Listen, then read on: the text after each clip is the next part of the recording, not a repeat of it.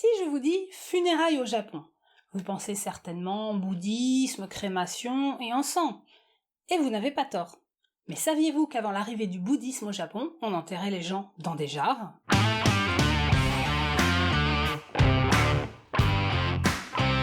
Bonjour à tous et bienvenue sur Truelle la vie, la chaîne qui vous parle d'archéologie. Aujourd'hui, je vous emmène dans le Japon préhistorique à la découverte d'une façon originale d'enterrer les morts, l'enterrement en kamekan. Mais avant toute chose, parlons du Japon préhistorique. La préhistoire du Japon est la période durant laquelle les sociétés de l'archipel japonais ne connaissent pas l'écriture. Et comme l'écriture a été importée au VIe siècle de notre ère, cette période préhistorique a duré plutôt longtemps. On la divise en 4 grandes périodes, le paléolithique, la période Jomon, la période Yayoi et la période Dekofun. Donc aujourd'hui, on va parler de la période Yayoi. Avant de rentrer dans le vif du sujet, je tiens aussi à préciser qu'à l'époque dont nous allons parler, le Japon n'existait pas en tant que pays. Rien à voir donc avec le Japon ou les Japonais actuels. Pareil pour la Corée, dont je vais parler un petit peu. En revanche, à cette époque, la Chine existait déjà, puisque la période Yayoi est contemporaine des dynasties de l'empire Han. Alors déjà, pour les fans de manga, on ne confond pas Yaoi et Yayoi. Yaoi, c'est ça, et Yayoi, c'est ça. Donc la période Yayoi débute par l'arrivée au nord de l'île de Kyushu de gens qui viennent de la péninsule coréenne et qui s'installent sur ces nouvelles terres. Ces gens sont des agriculteurs qui enterrent leurs morts dans des dolmens. Je vous renvoie à la vidéo que j'ai faite sur les dolmens de Corée si vous voulez en savoir plus. Je vous mets le lien en description. Les premiers agriculteurs construisent des villages, des rizières et rencontrent les gens qui vivaient déjà là auparavant, les chasseurs-cueilleurs de la culture Jomon. Et c'est du mélange de cette culture Jomon autochtone et de cette nouvelle culture venue du continent que va naître la culture Yayoi. Et elle se répand dans tout l'ouest de l'archipel japonais. Les communautés Yayoi vont se développer et croître. Ce sont des agriculteurs sédentaires. Avec le temps, des personnages importants, des chefs, vont apparaître dans ces communautés.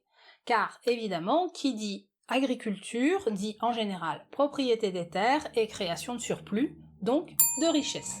La période Yayoi est donc aussi une période où on construit des palissades autour des villages, où on se bat entre communautés et où on utilise pour la première fois au Japon des armes en métal fabriquées spécialement pour tuer d'autres hommes.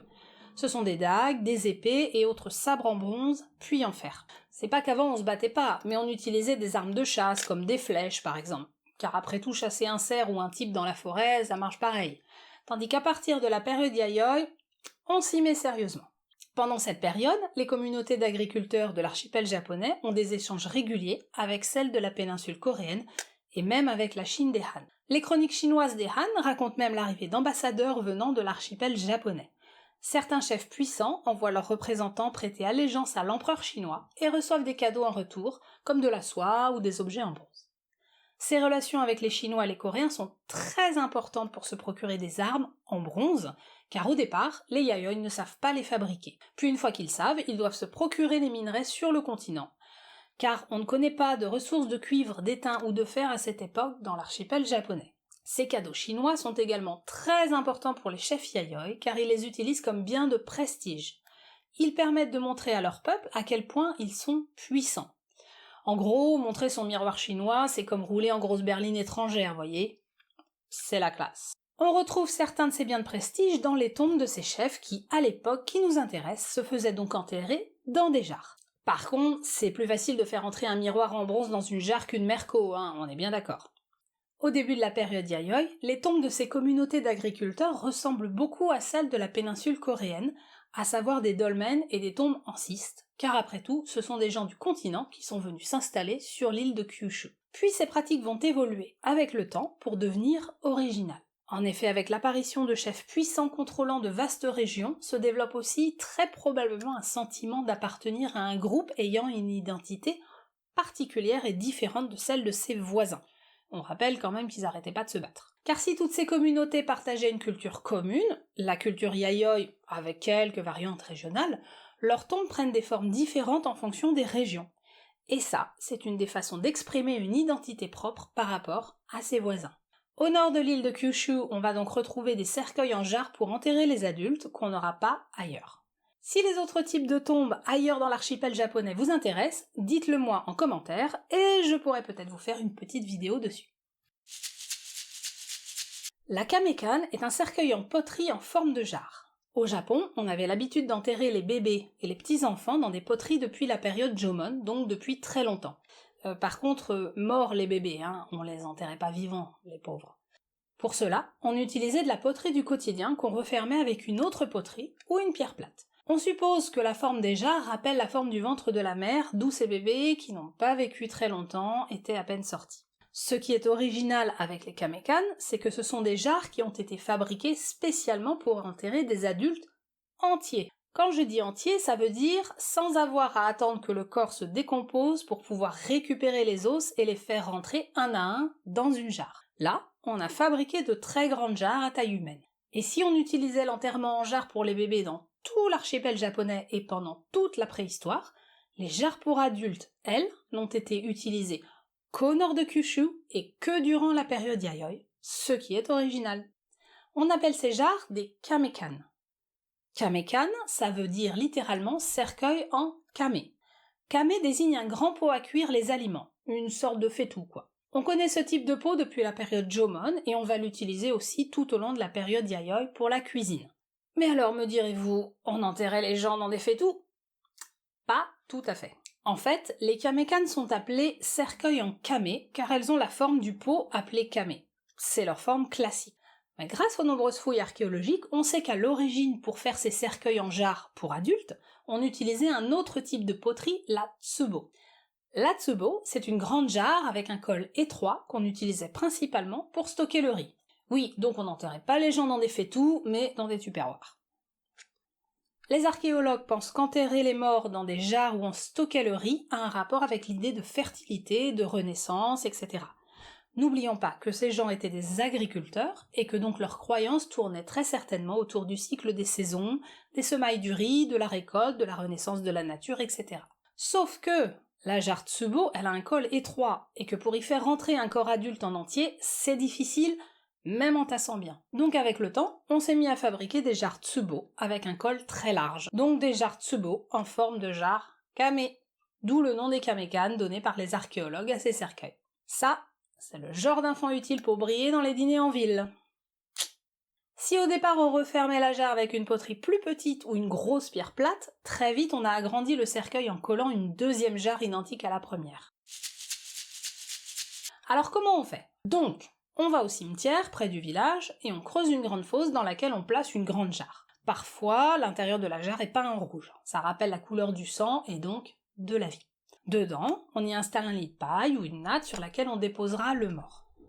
Ensuite, le jour des funérailles, on installe le mort dans la jarre, le plus souvent en position repliée. On a retrouvé quelques bouts de tissu en fibres végétales et parfois même en soie, donc on sait que les morts étaient habillés. En fonction de la richesse et du statut social du mort, on déposait des objets autour de lui, ou bien il était enterré avec des bijoux ou avec rien, en toute simplicité. Car comme les kamekan n'étaient pas réservés à une élite, on trouve des tombes en jarre ne contenant pas du tout de mobilier funéraire, et il y en a d'autres, bien moins nombreuses, qui en contiennent beaucoup. Dans certains cas, on saupoudrait le mort ou juste son visage de poudre vermillon, couleur du sang et donc de la vie, comme on l'a dit. Une fois le mort et son éventuel équipement installés, on mettait la seconde jarre en place et on scellait le tout avec de l'argile au niveau de la jointure des deux jarres, et on rebouchait la fosse. Parmi le mobilier funéraire déposé avec le mort, on trouvait donc des bijoux personnels comme des colliers de perles ou des bracelets en coquillage ou en bronze. On trouvait aussi des armes en bronze ou en fer comme des épées, des pointes de lance ou de hallebarde ou encore des pointes de flèche en bronze ou en fer. Et dans les tombes les plus riches, des miroirs chinois en bronze. Les gens sont enterrés dans des cimetières près des villages, dont certains vont durer pendant plusieurs générations. On retrouve donc parfois des cimetières de plusieurs centaines, voire plusieurs milliers de tombes en jarre. Les tombes sont disposées soit en groupe, soit en rangée le long d'un chemin. Sur le site de Yoshinogari, dans le département de Saga, les alignements de tombes en jarre sont si longs que les archéologues japonais les ont surnommés la route des kamekan. Ces tombes en jarre du nord de Kyushu sont intéressantes à plus d'un titre pour notre connaissance des sociétés anciennes du Japon. Déjà, elles nous renseignent sur la façon d'enterrer les morts et sur les croyances en un au-delà. Bien entendu, sans source écrite, on n'a pas directement accès à ces croyances, Mais la façon dont sont traités les morts, les objets qu'on place dans leurs tombes, et les vestiges archéologiques qu'on retrouve autour de ces tombes nous donnent des informations précieuses. Par exemple, dans beaucoup de cimetières Yayoi, on a retrouvé les traces d'un bâtiment, probablement un lieu de culte en rapport avec le cimetière. On retrouve aussi régulièrement des fosses creusées près des tombes et remplies de vaisselle brisée. Il s'agit de vaisselle à boire et à manger, donc très probablement de restes de banquets funéraires donnés en l'honneur du mort. Les jarres en elles-mêmes nous renseignent sur les techniques des potiers de l'époque. Les objets contenus dans les tombes nous renseignent aussi sur les matériaux utilisés et les techniques de fabrication. Ce mobilier funéraire déposé auprès du mort nous permet aussi d'en savoir plus sur les échanges commerciaux de l'époque, car on retrouve beaucoup d'objets qui ne sont pas de fabrication locale dans les Kamekan. Par exemple, les objets en bronze. Au début, ils sont absolument identiques à ceux qu'on trouve sur le continent. Ce sont donc des importations. Et ces importations viennent parfois de loin, comme les miroirs chinois, et elles devaient aussi coûter très cher. D'autres objets venaient d'encore plus loin que les miroirs chinois, ce sont les bracelets en coquillage. Car ils sont en coquillages tropicaux qu'on trouve très au sud dans l'archipel des Ryukyu, dont l'île la plus connue est Okinawa. Si aujourd'hui cette région fait partie du Japon, à l'époque elle n'avait rien à voir culturellement avec l'archipel japonais. Par contre, on y a retrouvé pour cette période énormément de fragments de poterie Yayoi, ce qui prouve les échanges entre Okinawa et Kyushu. La différence de richesse entre les tombes nous apprend aussi qu'on n'avait pas affaire à une société égalitaire, mais qu'il y avait différentes classes sociales. Enfin, le fait que les Kamekan aient conservé beaucoup de squelettes nous permet d'étudier les populations du passé. Car le sol de l'archipel japonais étant acide, il dissout les eaux, donc en général on ne retrouve pas grand-chose dans les tombes. Mais grâce aux Kamekan, si. On peut donc voir si la population du cimetière reflète la population vivante, avec des tombes d'hommes, de femmes, d'adolescents et d'enfants. On peut aussi observer l'état sanitaire des populations, c'est-à-dire leur état de santé. On peut aussi voir des éventuelles traces de violence qui nous renseignent sur le climat social de l'époque. Et dans les jarres, on a la chance de retrouver pas mal de squelettes avec des blessures ou même décapités. Enfin, je dis on a la chance. Désolé, des formations professionnelles. On a aussi pu pratiquer des études sur l'ADN de ces populations Yayoi. Ces études d'un point de vue local ont permis, sur le site de Kuma Nishioda par exemple, de montrer que l'organisation en 2 groupes contemporains du cimetière était bien une organisation en fonction de l'origine des individus, et qu'on avait affaire à 2 groupes familiaux différents dans un même cimetière. D'un point de vue, disons, international, les études sur l'ADN des Yayoi ont permis de trancher dans les grandes lignes la question des migrations. Je vous ai en effet dit au début de la vidéo que la culture Yayoi était née du mélange entre la culture autochtone Jomon et la culture coréenne amenée par des migrants venus du continent. Longtemps, certains chercheurs japonais ont cherché à minimiser l'apport migratoire dans la transmission culturelle du continent vers l'archipel, en disant que les Jomon avaient fait ça tout seuls, ou presque.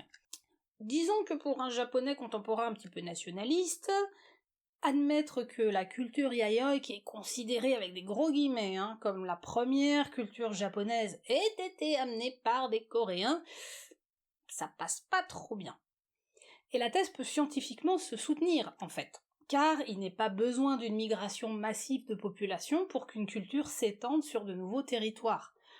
Suivez mon regard. D'autant plus que les échanges entre le nord Kyushu et le sud de la péninsule coréenne existaient déjà durant la période Jomon. Il y a juste un petit bras de mer entre les deux à traverser, et en plus on voit l'autre rive depuis le continent. Mais bon, même si les autochtones Jomon ont certainement joué un rôle humain et culturel dans la création de la culture Yayoi, rôle qu'on a encore du mal à quantifier, il est désormais clair qu'il y a eu une migration importante depuis le continent jusqu'au nord de Kyushu, puis dans tout l'ouest de l'archipel japonais. Avant l'arrivée du bouddhisme et de la crémation qu'on connaît tous, les populations préhistoriques de l'archipel japonais avaient différentes manières d'enterrer leurs morts, et les Kamekan sont un exemple de cette incroyable diversité. Mais ces tombes sont bien plus que de simples structures funéraires. Elles nous renseignent également sur des pans entiers de la vie de ces gens, et sur les sociétés dans lesquelles ils vivaient. Merci d'avoir regardé cette vidéo. N'hésitez pas à la partager pour faire connaître la chaîne, et surtout à liker si vous avez aimé. N'hésitez pas non plus à écrire un commentaire pour me donner votre avis, ou bien si vous avez des questions. Je vous dis à très vite pour une nouvelle vidéo, et prenez soin de vous.